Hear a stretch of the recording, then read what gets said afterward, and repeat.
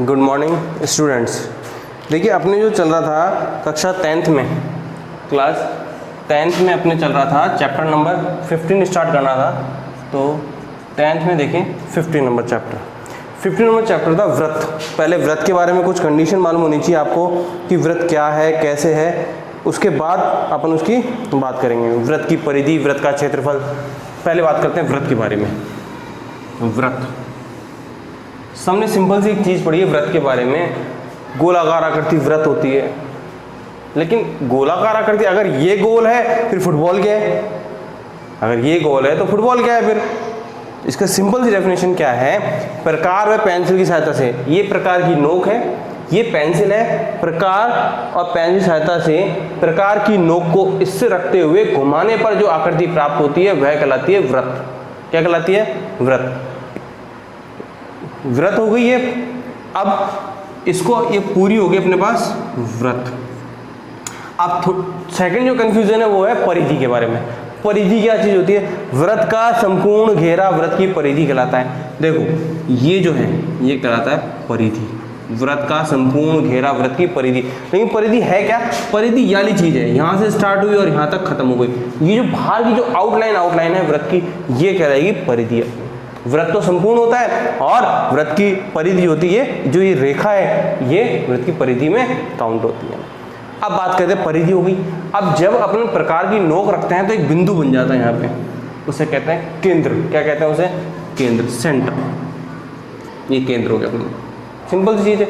अब केंद्र हो गया अपने पास, केंद्र से ये केंद्र हो गया, इससे परिधि तक की दूरी ये कहलाती है त्रिज्या, जिसे कहते हैं अपन रेडियस। आर से रिप्रेजेंट करते हैं इसे।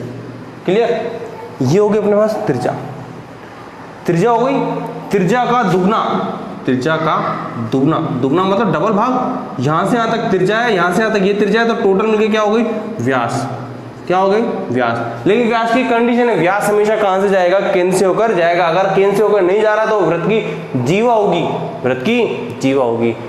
व्यास भी एक जीवा ही है। क्यों? क्योंकि जीवा की जो डेफिनेशन है वो ये है कि व्रत की परिधि को किसी एक बिंदु से दूसरे बिंदु तक मिलाने वाली रेखा व्रत की जीवा कहलाती है। और व्यास में भी ऐसे होता है, व्रत के एक बिंदु से दूसरे बिंदु तक मिलाने वाली रेखा, ये भी क्या हो गई? व्यास ही हो गई। लेकिन बस व्यास में और जीवा में अंतर यही है कि व्यास केंद्र से होकर जाएगा, जबकि जीवा ये कोई कंपलसरी नहीं है कि जीवा केंद्र से होकर जाए। जीवा, ये भाग भी जीवा है, ये भाग भी जीवा है, ये भाग भी जीवा है। समझे? तो जीवा कुछ भी हो सकती है। ठीक है, ये चीज हो गई अपना, जीवा हो गई, व्यास हो गई, त्रिज्या हो गई, केंद्र हो गई, व्रत हो गया। अब कुछ दूसरी चीज, ये व्रत है अपने पास। मैंने कहा इसके अंदर एक व्रत और हो गया, इसके अंदर एक व्रत और हो गया, और इन सबका केंद्र एक ही है, तो यह बिंदु कहलाएगा सकेंद्रीय केंद्र, सकेंद्रीय बिंदु कहलाएगा। और ये सब सकेंद्रीय व्रत कहलाएंगे, जिनका केंद्र एक ही हो। वह व्रत नहीं कहलाएगा। परिभाषा कैसे आएगी? वे व्रत जिनका केंद्र एक ही हो क्या कहलाते हैं? सकेंद्रीय व्रत कहलाते हैं। क्लियर ये चीज? अब आगे बात करते हैं। अब व्रत पे कुछ डिस्कस करते हैं। व्रत क्या चीज है? देखो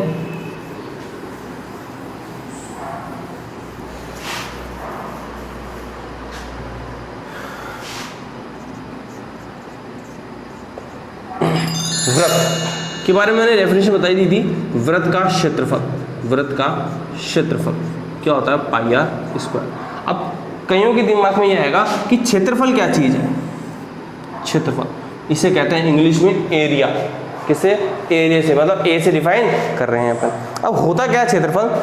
देखो ये जो क्षेत्र है, जिस क्षेत्र के अंदर एक आउटलाइन अपन ने कर दी वो क्षेत्र हो गया, उसका पूरा का पूरा जितना मान है वो उसका फल कहलाएगा। तो ये क्षेत्र फल हो गया अपने पास। ठीक है। अब जैसे एक आयत है, इसका क्षेत्रफल निकालना है, तो आयत का क्षेत्रफल क्या होता है? लंबाई इंटू चौड़ाई, ये होगा। तो लंबाई इंटू चौड़ाई हो गई, टोटल क्षेत्रफल मालूम चल गया अपन को। लेकिन इसके अंदर लंबाई नहीं है, चौड़ाई नहीं है, लेकिन इसका जो फॉर्मूला है वो क्या है? पाई आर स्क्वायर। पाई की वैल्यू 22/7 इंटू आर की वैल्यू कुछ भी हो सकती है, रेडियस कुछ भी हो सकती है, उसके अकॉर्डिंग क्षेत्र डिफाइन होता है। अब पाई की बात करते हैं। पाई की भी 2-4 चीजें हैं। पाई का मान 22/7, 3.14 और 180 डिग्री रेडियन में। किसमें? रेडियन में। अब अंतर, ये अंतर आपको कोई नहीं बताएगा जो मैं बता रहा हूँ। 22/7 और 3.14 में अंतर क्या है? 22/7 भाग दे दो, ये डिफाइन हुआ 7 से 21, 3 बार पॉइंट लगा, कितना हो गया यहाँ पे 1 हो गया, तो 10 7 एकम 7, कितने बचे 3, 0 हो गए 30 हो गया, 7 चौक 28, यहीं तक ही रुका हुआ है ना, लेकिन वहाँ पे कितना है 7 चौक 28, 2 बच गया तो 14, 7 दूनी 14, कितने बचे 6, 7 और 2 56, ये पॉइंट जा रहा है और ये रुका हुआ है। अब इन दोनों में अंतर क्या है, इन दोनों में अंतर ये है कि इनमें अगर मैं इसको इंटू कराता हूँ 10 से इंटू कराया, या मैंने इसको 15 से इंटू कराया और इसको 15 से इंटू कराया, दोनों की वैल्यू में डिफरेंस आएगा ही आएगा, इसलिए ये 3.14 में और 3.1428 या 22/7 में जो अंतर है वो ये है। क्लियर हुई ये चीज़।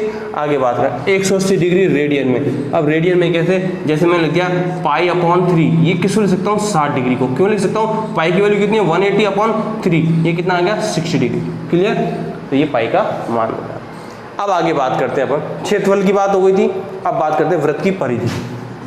वृत्त की परिधि, वृत्त की परिधि क्या होती है 2πr। वृत्त की परिधि क्या होती है 2πr। वृत्त की परिधि 2πr हो गई 2 × 22/7 × r कुछ भी हो सकती है, r कुछ भी हो सकती है। आगे देखें एक्सरसाइज पे आ जाएं। एक्सरसाइज है 15।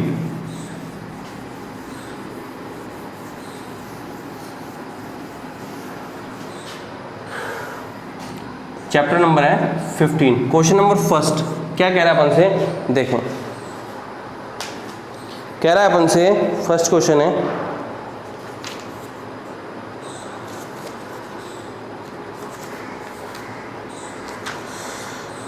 एक वृत्त की त्रिज्या ये है तो वृत्त की परिधि तथा वृत्त का क्षेत्रफल, सीधी बात है। वृत्त की त्रिज्या दे दी है कितनी 3.5, एक वृत्त है, ये वृत्त हो गया अपने पास, इसकी त्रिज्या ये रेडियस दे दी है कितनी 3.5 सेंटीमीटर, यहाँ हो गई। अब वृत्त की परिधि सूत्र लगा दो, वृत्त की परिधि का सूत्र मैंने आपको बताया 2πr, वो लगा दो, और वृत्त का क्षेत्रफल क्या होता है πr², वो लगा दो, सिंपल सा है। याद रखना एक चीज, क्षेत्रफल की इकाई, क्षेत्रफल की इकाई क्या होगी, क्षेत्रफल इकाई होगी जो लग रही है, वर्ग तो लगेगा ही लगेगा साथ में। याद रखना क्षेत्रफल किसी भी आकृति का क्षेत्रफल हो, किसी भी शेप का क्षेत्रफल है तो उसके अंदर क्या लगेगा, वर्ग लगेगा, साथ में कोई भी इकाई हो, मीटर सेंटीमीटर किलोमीटर जिसमें भी आपका आ रहा है उसके अंदर वर्ग इकाई लिख दो, तो इसका ये क्या हो जाएगा अपने पास, ये इसकी माप हो गई, इकाई हो गई अपने पास इसकी। अब क्षेत्रफल की हो गई। अब पहला क्वेश्चन हो गया, सेकंड क्वेश्चन की बात करते हैं। देखते हैं सेकंड क्वेश्चन क्या कह रहा है। सेकंड क्वेश्चन अपने से, question number second, question second है, एक वृत्त की परिधि है, वृत्त का क्षेत्रफल ज्ञात करो। वृत्त की परिधि है 44, वृत्त की परिधि, वृत्त की परिधि ये दे दी है 44 मीटर की। अब कह रहा है वृत्त का क्षेत्रफल, अरे यहाँ पे लिख लो अलग से चीज, वृत्त का क्षेत्रफल, वृत्त का क्षेत्रफल क्या होता है πr²। मैंने एक चीज देखा, पाई का मान मुझे मालूम 22/7 है, आर की वैल्यू अपन को मालूम ही नहीं है। अब आर की वैल्यू कहाँ से होगी, इस परिधि से निकलेगी। वृत्त की परिधि कितनी 2πr = 44, 2 × 22/7 × r = 44, 44 × 7/2 × 22, ये क्रॉस हो गया तो r हो गया 7 मीटर है, सेंटीमीटर है, जो है वो आ जाएगा। तो r की वैल्यू ये आ गई। r की वैल्यू कहाँ पुट कर देंगे, यहाँ पे पुट कर दो, 22/7 × 7 × 7, r का स्क्वायर था तो इससे कटा, 22 × 7 154, वर्ग मीटर है तो मीटर, सेंटीमीटर है तो सेंटीमीटर। क्लियर, क्वेश्चन नंबर दूसरा हो गया। आगे देखें,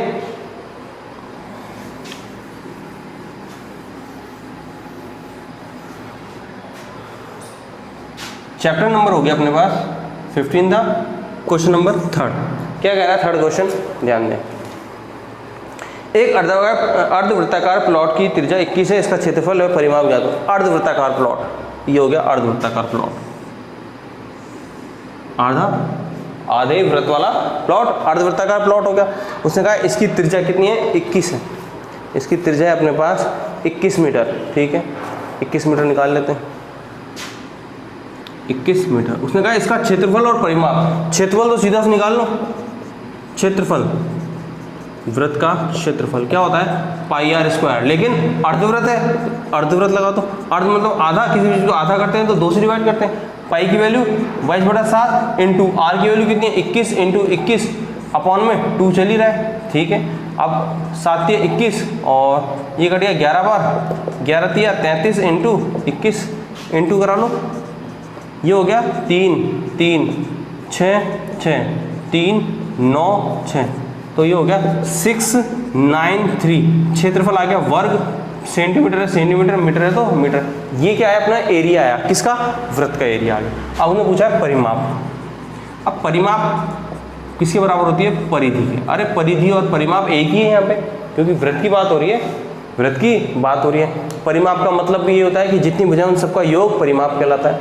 यहाँ पे परिधि है, परिधि के राउंड में आता है तो ये इसके इक्वल हो गई। अब वृत्त की परिधि क्या होती है, 2 pi r, 2 pi r, 2 × 22/7 into r, ठीक है। लेकिन अपने पास क्या है, अर्धवृत्त है, अर्धवृत्त की परिधि कितनी आधी हो जाएगी, तो 2 × 22/7 इंटू आर बटे में 2, 2 से 2 कट गया, तो यहाँ कितना आ गया अपने पास, आर की जगह वैल्यू है 22/7 इंटू आर की जगह वैल्यू हो गई 21, डिवाइड कर लो तो यहाँ हो गया 66 मीटर।